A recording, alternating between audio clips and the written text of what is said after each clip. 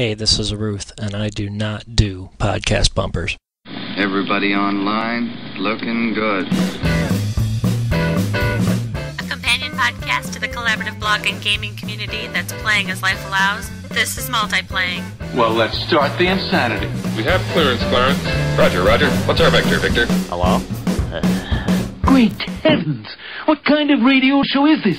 This is Multiplaying episode 109, recorded on Friday the 13th of February 2015. Reverb.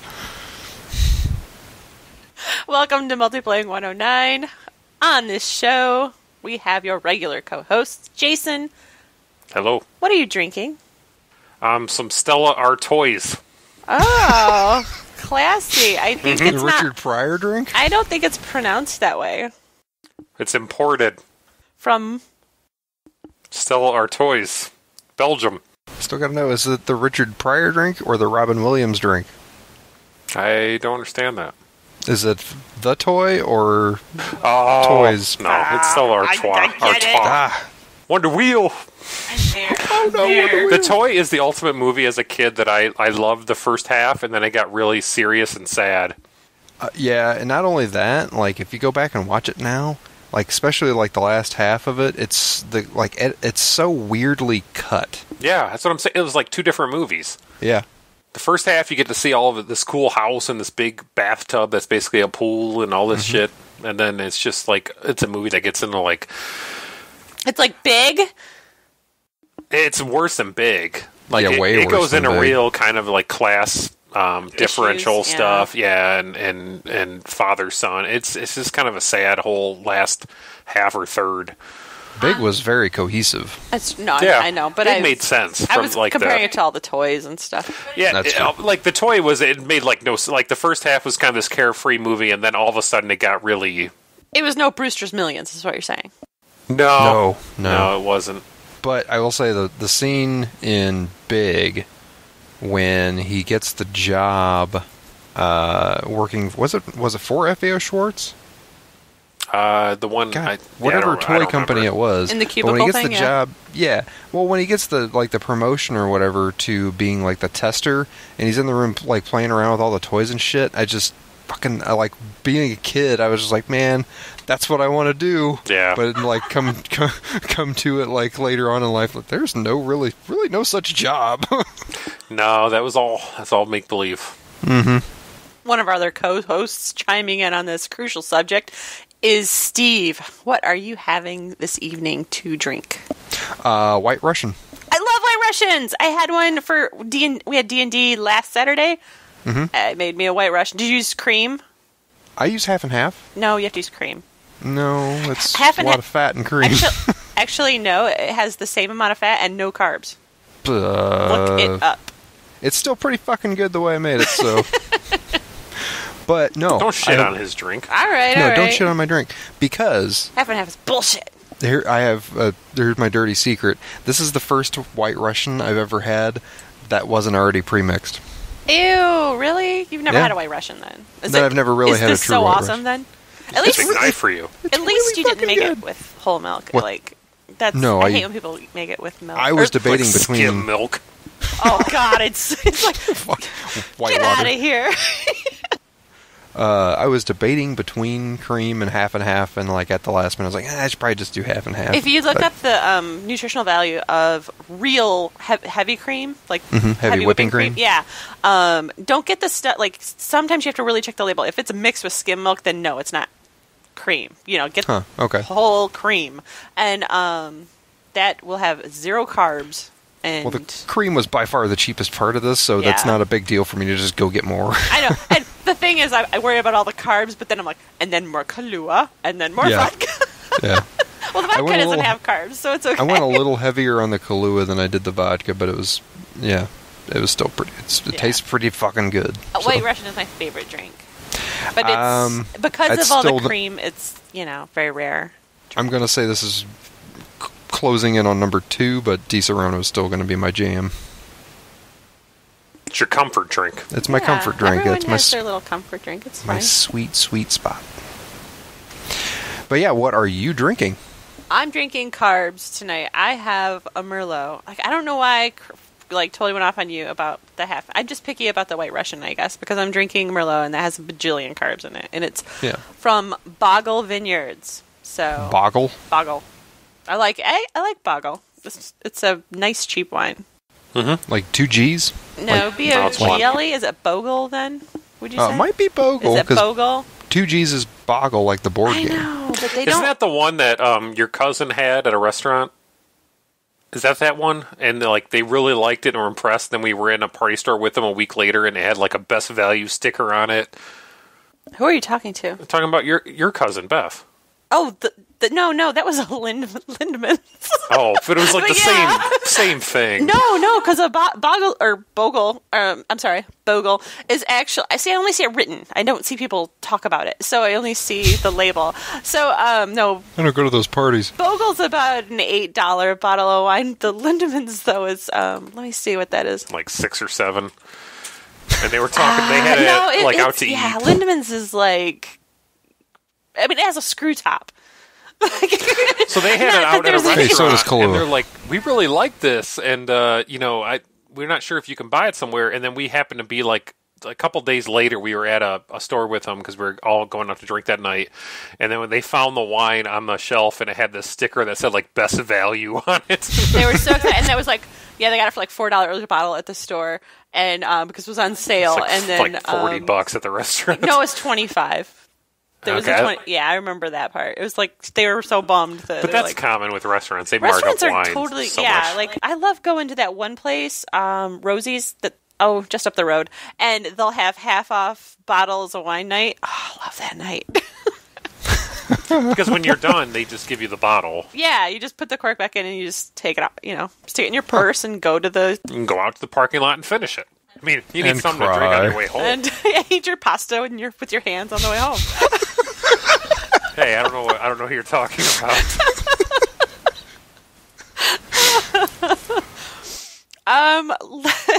Getting into stuff now. Last week we covered all the important things, so let's move on with the show. Last week we started doing the featured thing, and we did Fluxtaposed, great podcast. They also, I wanted to say too, started doing this monthly video. They do a review of 2 beers. It's the 2 guys that are in the show, but they do a video of it, and it's actually really well done. I linked it on our forums, and just check out like the quality though. Like they do, I'm like impressed, way more impressed than with our YouTube, where I stick a static picture up and put the audio over it. They do they put a little more effort into it. It looks really good. But anyway, I have to make a admittance that I have not listened to the podcast yet. I had full intentions to. Yeah. But this week my iPod died. My phone did that like 2 weeks ago. Yeah. The backlit screen. I have had this iPod. It's like I think it was one of like the first gen iPod Touches. I've had like since they came out. I think it's like 5 or so years old now. So your wife didn't knock it off the top of a fridge while you're up north? No. That's good. Like it technically still works, but you can't see anything on the screen. Like the backlight's busted. So I had to bust out my other MP3 player, and I'm getting everything still back in order, but it is on my list to download. So hopefully next week I'll be able to talk about it too. There you go. Yeah. You'll have to trust me. Anyway, this week we are featuring Get Your Geek On. It is a radio show, an internet radio show. They're just starting to get into the idea of podcasting, though. But because they're an internet radio show, their situation is a little different.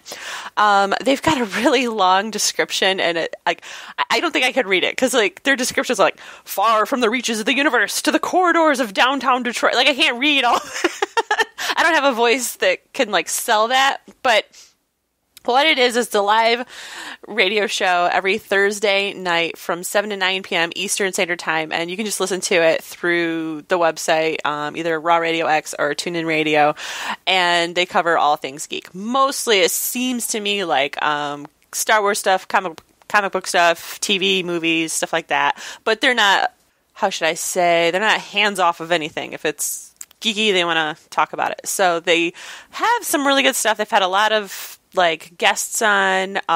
They've had recently they've had the Derby girls on from like roller derby. Like there's a local roller derby team, and they we have one too. Yeah, I guess they're really popular, and so they get like these really cool guests. They actually go out to a couple pubs and like will record live at a pub sometimes.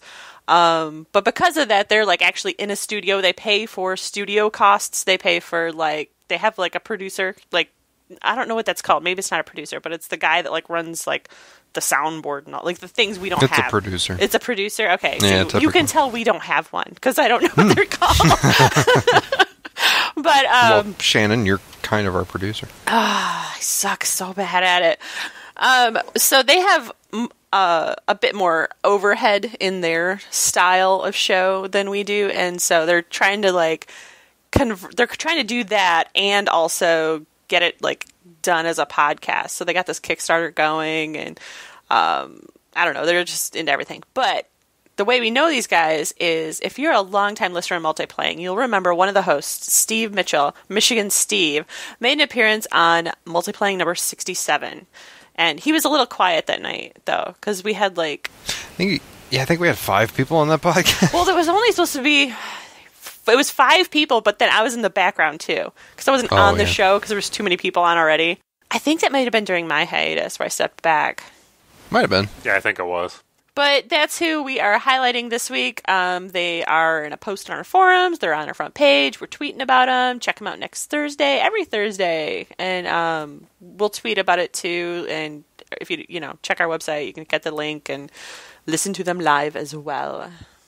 Moving on into the blogosphere, I heard that there's this little blog called The Order, and it is... something about like it's like a humorous fan fiction, like newspaper, straight out of like Guild Wars 2 world, right? Is that sure? Yeah, and it's written by. We've talked about it on the show before. We've also been off there for a year, so a year. Well, yeah, maybe. You were the one who argued with me when I was like, "It wasn't a year." You're like, "It was close enough." Yeah, we talked about it a long time ago, and if you're a long time listener, you already probably know that I do a kind of fan fiction-ish blog about Guild Wars 2. It's called The Orator. It's just orator.com with 2 R. Well, actually, technically 3 R's. But yeah, that's all. I mean, basically all it is. But I on occasion, I try not to overdo it. But I occasionally post stuff that I think that I find especially humorous.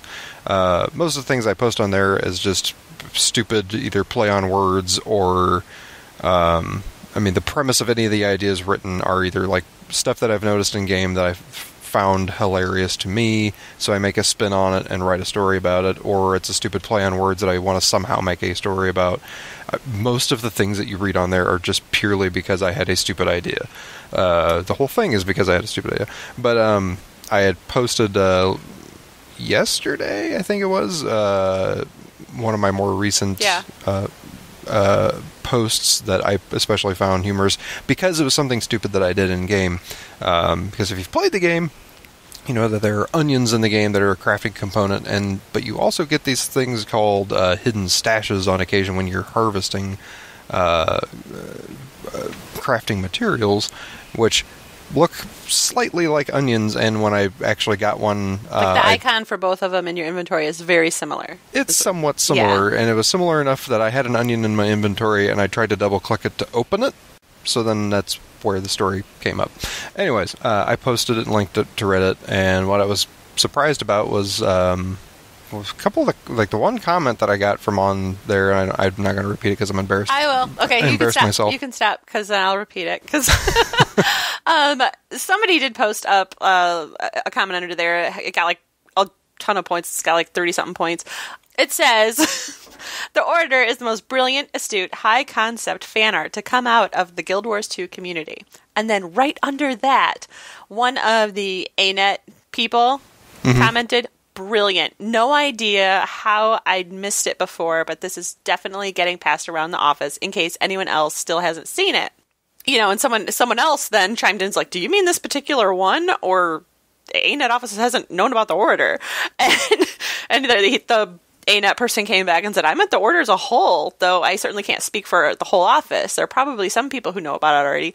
And then you posted, kind of like you were embarrassed because you were kind of thinking it was going to be groans. I knew a couple people from there had seen my stuff. I don't know if it was via, because I know like a long time ago the Twitter account had retweeted something that I did, but it's because I took a hiatus or two since then. I kind of figured that it was people have kind of like, I don't know, said that, okay, he's back because of the expansion stuff. I don't know what my feelings of it were, but I just figured it was like it was kind of old news to them. Yeah. But then he had said that he shared it, and that actually got quite a response from people there. So the quotes from around the office said there were many lulls, some clapping, and oh my god, amazing in their chat channel. And he has overheard the following through the office while they read it.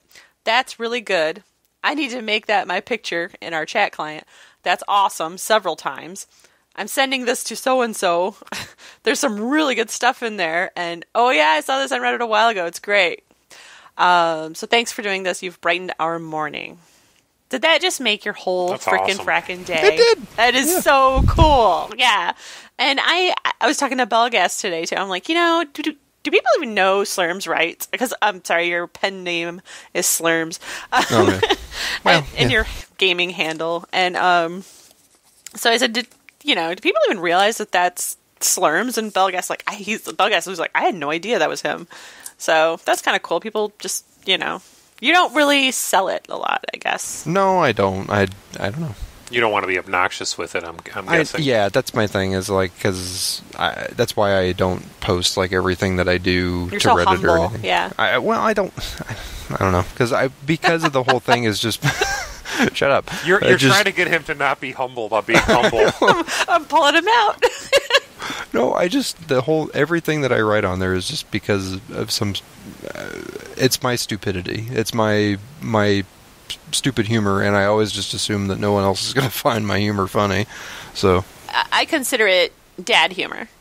Yeah, I love it though, but I mean, it always. I don't care for it, but if people like it, it's cheesy, but it totally always makes me smile. Yeah, and it's always something I didn't think of before. So yeah, it's always good. Thanks. You're welcome. You're so dreamy. So you're playing some Guild Wars 2, huh? Yeah, a little bit. What's with the Lunar New Year? I got some crap in my bag, and it was like Lunar New Year stuff, and I got like what's that about? I think they did it last year, but I can't remember the animal that represented that year. But basically, it's kind of like a mimic of the Chinese New Year festivals, and I know last year, like, they brought out like new weapon skins for every type of weapon. They do this like basically every big event in game. One of the things that corresponds with it is they have a vendor that will sell new skins for every weapon that corresponds with the event, and you get it only from either buy it from the trading post via somebody else, or you get a Black Lion claim ticket through a Black Lion chest. So you either like use real money or gems and then buy your way to it, which is all kind of random chance, or you buy it directly from the trading post for good amounts of gold. But along with that, the event last year had like Jade style weapons. This year it's these Crimson weapons. They all look really cool. But that's one of the features of it. The other features are there's a like kind of mini PvP event that goes on that's called Dragon Ball. It's kind of like a mini game that it's like teams of 5-on-5. You run around trying to pick up these special abilities that you use against the other players. It's basically just like a team deathmatch sort of thing, but with some other rules to it. Beyond that, I mean, there's really not a whole lot with the event itself. You can go around, you get a lot of firecrackers that you can shoot off, fireworks and such, but there's not a ton to it. It's just kind of something to do. Like, even on the dailies that you do for it, there's only like 3 things to do on the dailies, so it's just kind of a time kill. I'm assuming there's probably going to be something else like that, maybe even one or I don't know how many more things, but there's going to be more events probably like this to kind of fill the void between now and the expansion. Gotcha. One thing I noticed, we might have talked about this before, but you're talking about weapon skins or whatever that I'm really liking from when I played before is that it's account unlocked. It's not. Yeah. It's not like you have to, take it off and use a stone to put it on something else. Right. Not like it used to be a long time ago. Yeah, I really I've been messing with some of my characters and just I've been spending a lot of time just tweaking their looks and all that. And I like that stuff. It's rewarding. Yeah. They've slowly, over the first couple of years of the game, they went through and realized because of the way that the game is, that people have a lot of alts. At least a couple typically. It's not terribly difficult to get to 80, and that journey to 80 has always been the most fun part, so naturally people are going to create alts and go through and play the different classes, so it was just a kind of a natural progression that they would slowly start unlocking things to be account bound rather than character bound. But I think there's still some items that are like that are still character specific, but I think even but the skins themselves are become completely account bound. So, because I know I have a couple back pieces that are bound to specific characters, but I can still add the back piece skin to another character. So it's not that big a deal. That's what I care about. I have stuff in my bank that I just kind of mouse over and it says. It's soul bound to another character. So I just leave it I'm never going to use it, but I'm bummed about that. So are you saying I could add that to my... Put it in your inventory and right-click on it and see if it has an option that says unlock skin. Okay. If not, then maybe it is a item that you can't, but I thought pretty much everything should be able to be account bound, but maybe I'm wrong. There might be some outliers there, but that would be how you check that. All right, I'll do that. Cool. New things to do with inventory. But I was annoyed because I had very limited amount of bag space, and I got some sort of lunar your bag or something, and I opened it filled up all my space. I'm like, shit! So I had to go all the way back to the bank put it all in there because I didn't know what it was, and I didn't care because I was trying to do a map completion and harvest at the same time for this one area. And so I needed all my space. Need my space. Yeah, so I was like, I don't want firecrackers right now. Yeah, so it's something to do, but I'm personally not too into it, although I wish I had tons of extra money to throw to try to get or at least buy off the trading post the skins, because some of the weapon skins are really nice. Yeah, I still want that great sword chainsaw from the very first Halloween event. Have they ever re-released that, or is that? I don't think so. Oh, that thing was so awesome. I don't know if they ever did bring it back. Because there's the ghastly grinning shield is the one that I wanted. Oh yeah, I remember that. That big black grinning shield. I was so miffed because that was the time that I think I dropped $20 or $30 on gems. Just on gems just to get keys, and that was that first year. Then I realized I'm never doing this again because this pissed me off. A lot of money, and it's a rare drop. But I do like when a game sticks with the fact that it's rare. It's rare, and I wish I had enough money at one point to buy one, but it was so much gold on the auction house, and I was like, no, they're going to release this next Halloween. It's going to drop like crazy. Nope. And then no, it's never come back. No. I should have bought it. But remember that first Halloween, there was that never-ending dungeon. The Labyrinth? Yeah, you and I would run it all the time. Who was I talking to? And they had they're like, we don't know what you're talking about. I'm like, the first Halloween, they had that. They brought it back last year. Oh, who was I playing with? No. I take that back. It might have been back last year. I did not. I was actually kind of on my sabbatical last year. The year before they did. They did it 2 years in a row at least. Okay, because I think I was talking to Saya, and she did not know what I was talking about. It was there for the first 2 years at least, but I thought they brought it back last year. I loved that. That was fun. Yeah, it was really cool because it was kind of ending dungeon. The second year with the Halloween stuff, they added in the story stuff with the Mad King's son, the Blood Prince. Yeah, I missed all that. Yeah. Yeah, well, and when you went into the Labyrinth, those two were actually giant, they were really fucking huge guys that were standing across from each other, having a dialogue. While you were in there. It was pretty cool. I loved the Mad King dialogue of the first year. I don't know if it changed at all, but it was awesome. He was entertaining, at least, I thought. No, that's It's one of my favorite events. Do they have a never-ending dungeon like that in the game anywhere? Not really. That sucks. No, because they had during the Queen's Speech event, the Queen's Jubilee or whatever, they had a kind of similar dungeon. Yeah. That, like, you go down into this place that was in Divinity's Reach, and there were, like, it was split off into 4 or 5 different sections, and each one had a lot of, like, veteran mobs and bosses, and you could pretty much just stay there all day long and fight. And they'd have those events that would trigger every once in a while? Yeah, like it was pretty dope. That's yeah, awesome. Same idea, just different setup. Just want to go in there and live in it. Yeah, it was that. I wish there was a place like that. Yeah. Okay. I want the snowball fight to come back. That was my favorite. I love that. You know, I want the what was it? The thing where you did the music, the bell choir thing. I love. Yeah. I the love that orchestra, freaking bell choir thing. Yeah, that was fun. And I like the what was the one? It was almost like Mario Kart, but you ran the race thing. Yeah, that where you like had to jump. where you're and, running. Yeah, Yeah, you that had was to like the keep running and Sanctum jumping. Sprint. Yes, that needs to be in the game constantly. I ran that Yeah, thing well, a ridiculous that's amount what- of times. Like I didn't need the achievement anymore. I just kept Right. doing it. That was their answer to people wanting roller beetle racing, which was in Guild from Wars Guild Wars 1. 1, yeah. Yeah, but it was even in Guild Wars 1. That was a Special. it was a special event. I think it was like a Canthan like New Year. I think that was like a Lunar New Year type You got to thing. make that an event because otherwise no one would do it. Yeah, well, I guess. what sucks about it is they have to reincorporate that somehow, like in a completely different way, because that was involved with the Sanctum Sprint, or that was the Sanctum Sprint that was involved with the Bazaar of the Four Winds thing. Well, this is spoiler, so shut up or cover your ears for 10 seconds. Anybody that doesn't already know that the Bazaar of the Four Winds was destroyed. Yeah.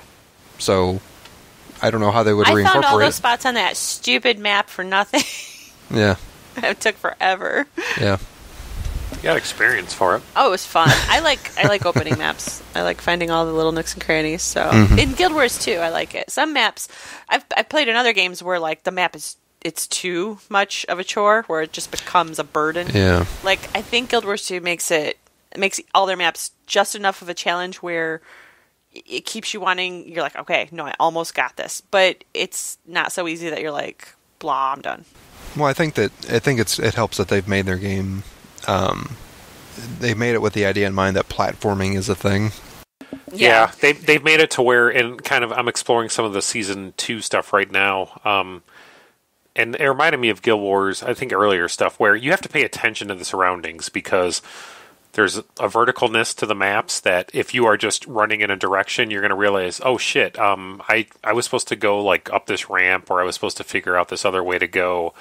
That it's easy if you pay attention, but if you're just kind of mindlessly trying to run to a little star on your location, you might have to backtrack and figure it all over again.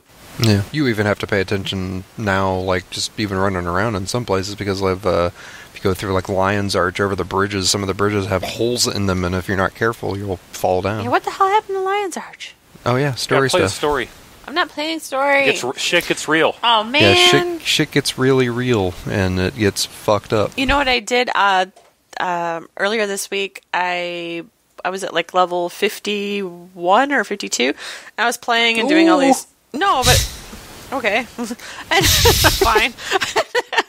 I was playing like all these, opening the maps and just kind of exploring the newbie zones, and I have all the newbie zones except for Metrica Province unlocked 100%, and I have to do that. That's the last races that I have to do. I don't know why I don't like Metrica Province, even though I like the Asura. But anyway, getting back to my point, when I went back to the Metrica Province, I realized I hadn't started my story at all. Like I was at level 1 on the story, but I was already like, by that point I was like level 55. So I did a few story, and like, man, story, I was up to level 60 in no time. Yeah, it's rewarding. Yeah. So even though I'm not a big quester, that was well worth my time. They did say in forum post, I know we're spending a lot of time on Guild Wars 2, so we should probably get off of it, but they did say on a forum post recently that they're going to be fixing the end of the living story that everybody's been having a problem with. So I don't know what that is, so... The Living Story used to go in a certain... I mean, I don't know what the end is, so I'm fine. I'm not going to tell you the end, yeah. but you know what the problem was? What? Okay, the problem was that when they went through and tried to redo the like new player experience and all that stuff, they were trying to make the game more accessible. They reordered and shortened up the Living Story, and especially at the end, to try to kind of keep everything more concise. And what they did was they put things out of order, so much so that like you are you are shown and you talk to characters in the game, and then a mission or two later you are introduced to them. Yeah, that's weird. Yeah, it makes no sense as you go through it. So it makes no sense as you explain it. So that's fine. Sorry. But they said that they're going to go back through and fix that. So. Oh well, good for the fixing of the crazy. So for all you that are never going to play it anyways. Yeah. Okay. Well, I was going to talk about our WWVW action, but oh yeah. But no, that's fine. I fucking missed something apparently. Why? Well, I missed something because apparently I logged off and then shit got real fun. We started doing stupid stuff. I built a trebuchet under a bridge. Yeah. That's really cool. We took all the remaining supply from this one fort. Oh, God. Yeah. And people ran by, just kind of stopped and looked at it. No, the one lady started helping us, but she kept like stopping, and she'd stop and look at us. I thought she was going to say something. But then after she used her supply, she goes, I really don't get what you're doing, but I'm in. She was helpful. Wow. And then, of course, there's this... Well, Blackgate was running around in this huge horde of, I don't want to say the whole server was, but it was a lot of people running around this huge horde. And, we were just the three of us, so we were kind of doing, little missions on our own here and there. We were trying to take, the pathway, whatever you call it, the supply point stuff. And then we ended up being in a keep that got overrun, and we fell back and went off to one of the other side keeps, and it just happened it got swarmed. We had a bunch of defense show up, and it got swarmed by both other sides, and both coming in on different sides, and we held them both off. And it really brought me back to DAOC type of stuff where nice. If it had been one side coming on us, I don't know if we would have had the numbers to fight them off. Hot. But it just kind of they were starting to press, and the other side came in off down the hill, and they started fighting each other, and we were able to fight them off. It lasted about a good half hour, 45 minutes. It was awesome. Awesome. Yeah, there was a moment that I think the last time I came back, I think the reason why I switched servers, I don't think I know. The reason I switched servers when I came back... Part of it's because of Maeve, too, is because all of the people... We were in a guild and it fell apart. People lost interest and moved on and did their own thing. And she was in a guild that was very WVW focused, and I was like, you know what? I've never been that focused in the game, and I wanted to really dive in deep and check it out. And doing so, I learned a lot about how that's played by larger servers and stuff on a more tactical level. But one of the nights that I was with that group, there was one of those moments that we were protecting a keep, and then up on the battlements you have this massive horde over on the left from one server, and then another massive horde over on the right from the other third server, and it was just everybody's at this kind of standstill waiting for someone to attack, and it was just fucking great. Or it did remind me also of Dark Age and moments like that. Yeah, it was a lot of me waiting that night for something like that to happen. I mean, I'd been there all night, and I kind of invited you guys, and we saw a little bit of action, but I was just about to log off, and that happened. And I'm like, I know a lot of people don't have patience for kind of coming out and waiting, but I always did. From DAOC, I played Infiltrator a lot, so I just kind of milled around until something happened. So I was glad I stayed out there until I saw something like that. It was a ton of fun. I'm wondering about people that went to that fort that you guys were pillaging, and I can imagine people in groups walk up go grab the supplies. Go get some supply. It was a little tiny nothing for it. I know, but still, who the fuck took the supply? And there was the amount of Blackgate there, and there was 4 on our side in there. I mean, it was gone, so it was worth the joke. Yeah, that's totally awesome. Worth it. Made my night. It was hilarious. Under the bridge, like his middle of Under the Bridge is like a cat. Did you guys start singing Red Hot Chili Peppers? No. I would have I asked don't them to like leave. that. No, we don't like Red Hot Chili Peppers in this Oh, I'm house. sorry. Yeah. Just Under the Bridge. We're not a Red Hot Chili Pepper family. We don't let our son partake No, in Anthony no. Kiedis or Flea. Not a fan. All right, we're gonna move on. I swear to God, we're gonna move on. So Daybreak Game Company. Yeah, what the fuck? Just broken my MMO spirit. I'll tell you that right now. Mm-hmm. It's a bummer. It is a total bummer. Daybreak more like Heartbreak. It really bummed me out when I started to see people tweeting about the specific employees who have gotten laid off, and I looked at a couple of their bios, and you could tell they had changed it in the last couple of weeks because it said working for Daybreak. I couldn't be more excited.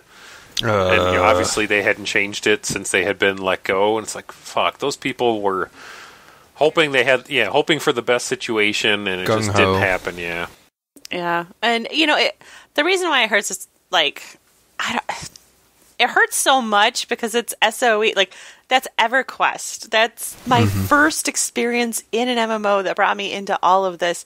And I even went back to EverQuest back before like I could get landmark access, and it was just, I wallowed in how like ridiculous it was to relearn the UI and and to go back to the old conventions that are not in MMOs that come out now. And I kind of liked it, and I changed all my settings to do the original, because you can change it to have like their enhanced, like their newer character models, and I changed it to original character models. I was like, no, I am going back. And it was fun when you see people getting laid off like that are like deeply rooted into that EverQuest community, like Linda Carlson and Dave Jorgensen. Dave Jorgensen is someone I never thought you could remove from EverQuest. I don't know if you've watched any of the Landmark, especially like they did a lot of videos for that and live like Twitch streams for that, and he just has so much spirit and enthusiasm. Like, it's so positive about all of the stuff, and it's just like, how do you get rid of him at all? Like, I don't understand that.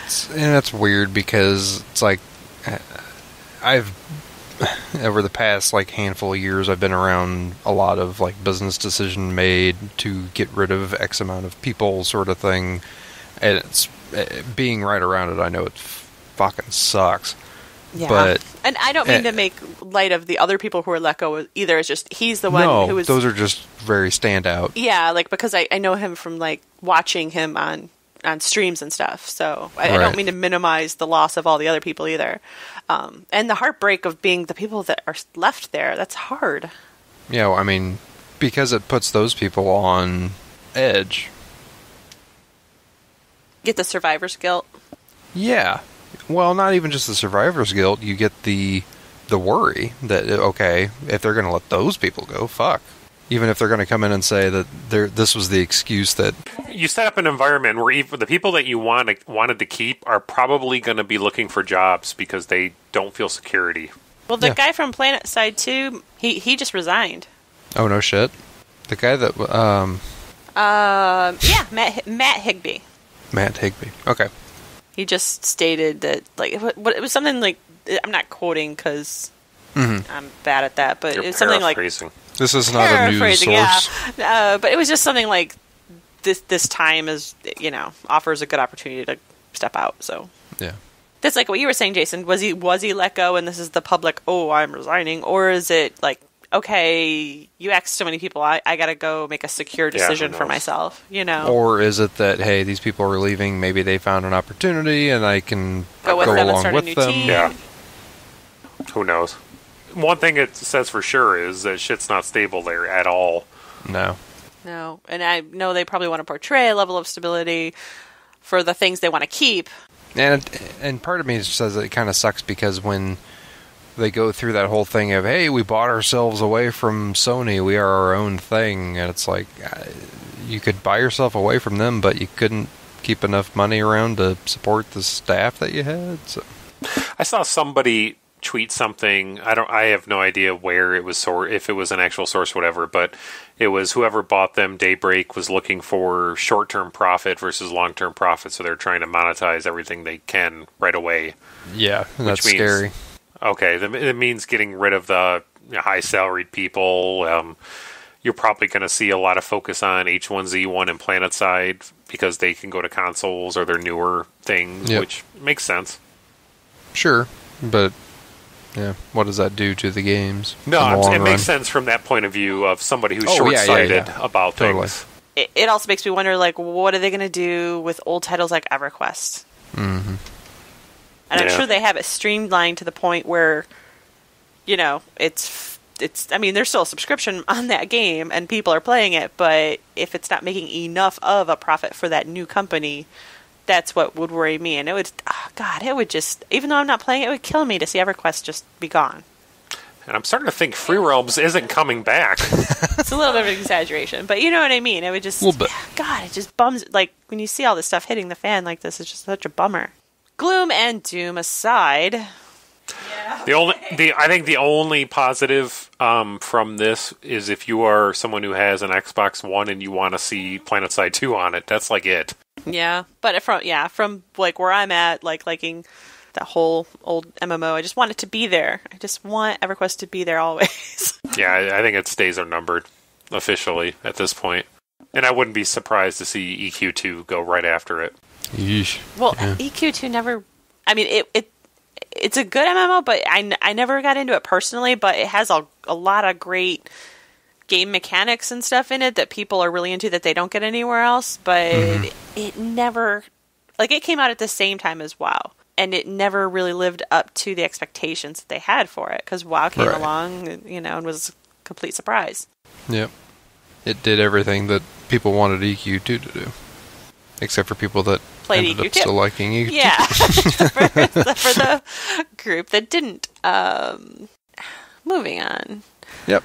Sator has Jason, you were just saying last podcast, if Sator did the experience thing again, you totally go back to this weekend only. Not really. They're going to do it again. But this weekend, they're having a double expo weekend from the 13th. That's not what I want. I know. It's from the 13th to the 17th.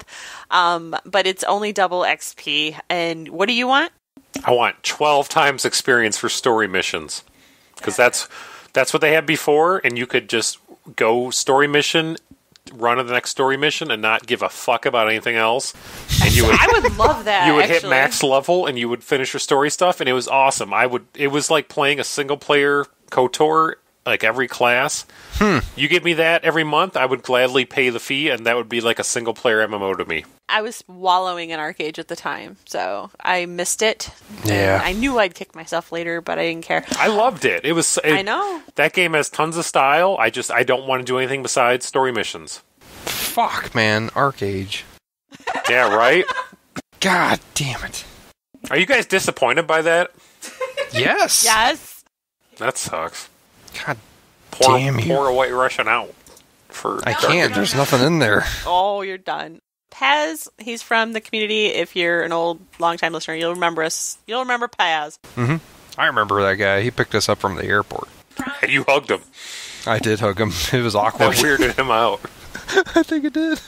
And then I stole his umbrella. You gave him like the biggest hug ever, too. It wasn't like you went up and like you clasped him. I was waiting for you to pick him up. I almost did. He was tiny. Paz, if you're listening, you're tiny. Back to what I was saying. Those old one school hotel, listeners, please. Sorry. will remember Paz promises. And currently, Paz is all about SWTOR, and he was thinking of maybe reviving the Multiplaying SWTOR Guild, Delusions of Grandeur. Oh, it's going to be a huge success. If you have an interest, if you're a part of the Multiplaying group and you have the expectations of a Multiplaying guild, I'd recommend checking out the forums and getting in touch with Paz and checking out what kind of things could get going. Because I'm not going to be there, but I think it's cool when other people like get stuff going. Totally. Yeah, and I would love it if when I, do go check out, there's somewhat, there's friends there to go to. So. And that's one that I was getting into before I came back to Guild Wars. You know, there's been so many times I want to go back to it, and you know what totally prevents me from going back? What's up? I had the collector's edition, so I got one of those little keychains with the authenticator thing on it. I have also lost that. It's super easy to remove. But you know what's super easier? Logging into another MMO. Yeah, but you don't have to call anybody or do anything. It's basically like resetting a password. I don't know. Well, then, I mean, you don't want to play. That's fine. I do, but it's like it just... But it takes literally, 3 minutes. But I'm super lazy. Is it really that easy? Cause you remind me... Okay, I have this total mentality now with consoles where I can buy stuff digitally that if I have to get up and put the disc in, I'm like, I'll play Watch Dogs. Watch Dogs. I have it on my PS4 hard drive. It's not a good game, but it's on there. Fuck you. Oh, he likes Watch Dogs. Oh no, wait. apparently. I'm thinking Sleeping Dogs. No, Sleeping Dogs is great. Yeah, that game's awesome. Watch Dogs, though. No, Watch Dogs. Have you been playing it? A little bit, because I want to get up and put I want to put Dragon Age Inquisition in, but it's all the way. It's not all the way not in my PS4. Alternatively, I have Dragon Age on my PS4 digitally. Yeah, are you playing it? No, I don't like it that much. See, I probably, if it was on my hard drive, I wouldn't. It's forbidden fruit. It's not on there. The grass is greener. I played Dragon Age for about 5-6 hours, and it's really boring. The first one? No, the new one. The new one? It's really fucking boring. And my sister was telling me you got to get past the hinterlands and it gets better. Oh no, I've got past the hinterlands. It's still fucking boring. It's got the worst headquarter ever. Like you have to walk everywhere to do everything. And yep. Well, it's like. But I hate Go that ahead, argument in any game where someone's like, "Well, you got to get past both." Like, no, I agree. You're right. That is done. Like as soon as you say that, I am. You got to play Final Fantasy 13 about 20 hours, then it gets really good. That was the whole thing about that game. Yeah. Well, I mean, some people were saying like 30 hours.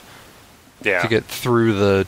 I think didn't somebody say like between 20 and 30 hours Until you will finally get past the point where it stops teaching you mechanics of the game. Yeah. I played about 15 and I quit. The moral here is I need games on my hard drive to play them. Okay, wow. I don't know what month it is or what year it is, but WoW is releasing Twitter integration. February 2015. Move on? Nope. It is April 1st, right? Nope. February 13th right now. April 1st, 2011-ish, maybe. Nope. WoW is releasing Twitter integration. This isn't Rift. This isn't April Fool's Day. This isn't 4 years ago. It wasn't a good idea then. Hey, guys. Hey. It didn't become a good idea since then. You know what I heard's pretty hot right now? Fucking Twitter. And spamming useless shit. Like, everyone's going to unfollow you. When are they releasing their MySpace viewer? Their live journal integration? Didn't EverQuest have a feature where you could order pizza through the game? Yeah. I think so. Yeah. /pizza. That GeoCities integration in the Horizons. the other part of it I don't understand is like a lot of people have dual monitors now. If you really need to tweet your game shit that bad while you play, you probably have two monitors. Yeah, or a phone. But also, okay, but to be fair, don't laugh too hard. Shut up. WoW is throwing a really wide blanket to people. And a lot of those people don't have dual monitors. They don't have any other, they don't have smartphones like Steve. So there's a lot of people who probably are going to be like, oh, wow, I can tweet in this game. You can just alt-tab even if you don't have a monitor. It's true. Yeah. No, you're not saying anything that's not true. I don't understand. But anyway. There's some Elo integration into this. But Minecraft. Okay, I updated all the info on the Minecraft. Explained to people, because I had it up there for a long time that we were canceling the server, and then like at the very bottom in small print, it was like, we're now Minecraft Realms. And it was big red letters, though, that the server was dead. So what I did was I completely changed. I figured people got the message that the old server's down by now, because that was January. anyone interested anyway. And then I replaced it all with the new information. There's Minecraft Realms. I put the new list up there, and there's a whole list. Anyone who was previously whitelisted on our server is welcome to return. The problem with Minecraft Realms is when I send you out an invitation, if you don't accept it within a certain amount of time, it drops your butt. So if you hadn't gone in and accepted it, when I first created it, I just threw everyone in there making an assumption that they're permanently whitelisted.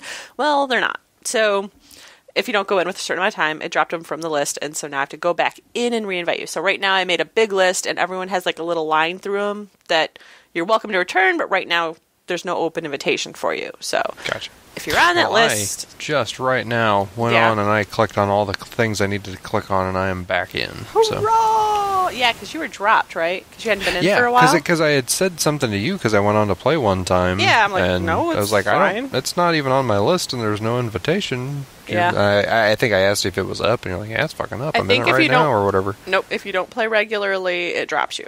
No, because I was playing like every other night. Oh, that is weird. If not at night, I would at least get on in the morning real quick and keep digging. Well, Base I don't keeps know how you got digging, dropped then. I don't know, buddy. Don't know, but I'm back in now. Yeah. I'm not going to play though, so let's talk. Okay. I've been playing quite a bit on the Reddit Minecraft server. Oh yeah. Yeah, they have like every kind of server. Like you just kind of join it and like you pick what kind of Minecraft thing you like to do, and I play on the survival one there. It's a totally PvP's allowed and hide your shit, type of game. Cool.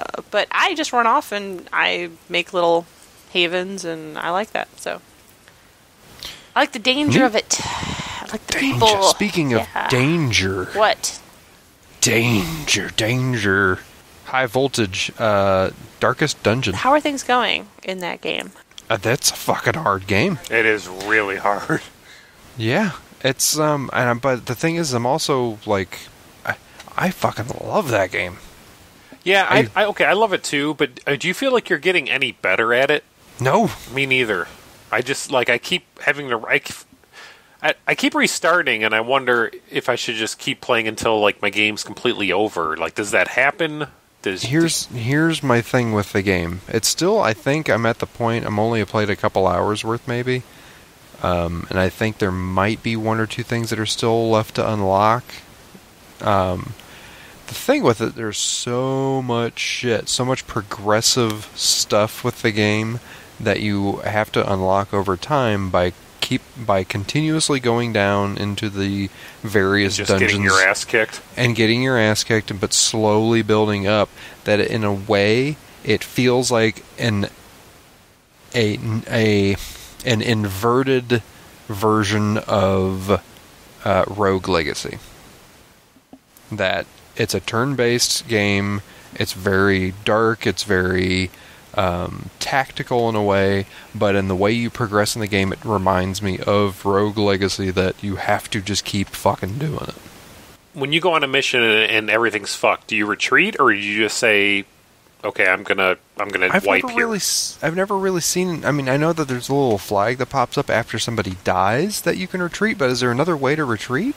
Yeah, you can retreat in the middle of a map. It took me a while to find. It's like a tiny icon. I can't remember where it is. Okay, maybe I'm missing that, because that's probably an option for me. That maybe that's something that that is a tactic that if you're at a certain point, you retreat so that you don't lose. Your guy suffers, stress, but you can just leave.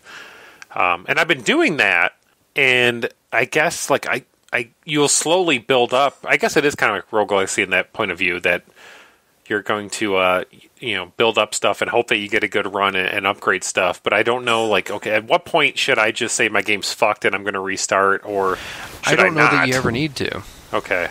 I think there's always a way to salvage shit, and I think ultimately that's my one problem with the game. I wish that there was a way that it would just say, no, you were completely fucked. I kind of wish there was, but then not alternatively, but to use the same word inversely, I wish that at the same time there was a way that you could have really positive runs that would kind of pull you out of shit. Yeah, because that'd be the thing with Rogue Legacy. I would get down on it, and then I would have a string of runs where I felt great.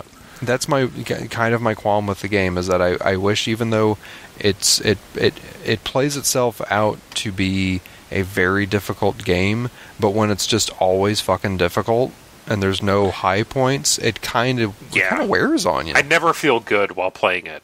No, I never feel successful at all. And because the one thing that I think that I ultimately, why I still say I really like it, you guys have played a lot of Dungeons and Dragons. I've never played D&D. The closest I've ever done. You would love it, and you'd be great at it. I might, but I've played Rifts. It's a like sci-fi futuristic version like of a D&D. I played it a little bit in high school, and I really liked it. And there's something about Darkest Dungeon that kind of in a way reminds me of like a D&D, with how much shit in the game is thrown at you that is completely seen as dice roll. But the problem is you don't see the actual, like, you don't see the numbers, like what chance you had on any of those rolls of like shit happening. Yeah, there's percentages and stuff that you could kind of equate, but when like when something hits you and it could possibly bleed you or give you poison or whatever, it's just a complete chance, and you're kind of always on edge waiting to see what happens. And even like when you're like any of your characters are next to death, knocking on death's door as they call it, every fucking time that they take damage, there's that chance that they could die, and it's a big moment, and it's the game completely puts you on edge. But kind of going back to what we just said, it puts you on edge so much, like all the fucking time, that it kind of becomes like, okay, this is all that game is. I need a high point every now and then. Yeah, I enjoy it. I'm going to keep playing it, but that's exactly how I feel about it. I want a moment where I feel like I'm actually winning. I'm fighting back. Right. And from the tone of the game, that's not what they're going for. Which is totally cool. I'm still having fun. Yeah, and you know what the best thing is? Best thing is the art. That fucking game is beautiful. Oh, the art style is great. That's a big part of what keeps me there. The voiceover and the tone of the game. That narrator is fucking great. I want them to read me a book. Yeah, that is awesome. I don't get people who say they don't like the art style. That is the best part of the game to me. Yeah. So, yeah, Darkest Dungeon. Love it. Play it. Hooray! Live it. Live it. I got nothing else. I think we're done. Yep. I think we could call this a show, don't you? Yeah, probably. There's some news about a 3DS that Jason now owns, but should we talk about that more next week? Oh, that's right. Gadgets! Jason got his 3DS today. Just today? How much time have you had with it? I played about like 3 or 4 hours. Yeah. So far you liking it? Yeah, the 3D is super stable, and that was the biggest motivator to buy it for me. Mm-hmm. I love 3D in 3DS games, and you can move around. It doesn't. You never really see any hiccuping unless you look away and then look back. Like if you look away and grab a drink of water and then look back for like a split second, you see it readjust, but it's so quick that it's pretty impressive. Yeah. And a couple games I've played use the C stick, and it works okay. It's better than I thought it would be of centering the camera, but I can give maybe better impressions next week. I'm going to play a shit ton this week. Yeah, I am happy so far. I'd like to know more about it from your experience next week. Yeah, and we can talk more about handheld stuff because I have things I want to say. Yeah, playing with your dick. Yep. Okay. Think we're going to call it a night? Yeah. Yeah, I got surfing lessons. I got to go. Well, gentlemen, no point in hanging around this dump any longer. Wait! Where are you going? I was going to make a spread. Show's over, folks. You can't go. All the plants are going to die. Take off, eh? Thanks for listening to Multiplaying, the companion podcast at multiplaying.net. Questions, comments, feedback, errors, etc. can be sent to multiplaying@gmail.com. We invite you to write a review on iTunes and visit our website at www.multiplaying.net. We've made a lot of friends, shared a lot of laughs, often at the expense of others. I think some people are going to be upset. Let me just close this conversation by saying you are one unique individual. Thank you and good night. All right, this is Multiplaying episode. Well, you want to do it? Do you want to do the thing? No. Oh, okay. Do you want to do it, Jay? I feel like I did it the last 2 times, didn't I? This is Multiplaying episode. No, don't you? Now you cut in front of me. That's fine. This is Multiplaying episode 109, recorded on February. God damn it. This is CNN. This is Multiplaying episode 109, recorded on Friday the 13th of February 2015. Reverb. Do you want to host or do you want me to Go for it. Jason, do you want to host? You're a good host. Nah, I did that once, and I'm legally not allowed to do it again. Okay, they're not allowed to work anywhere near that school anymore. That was the fill of community service.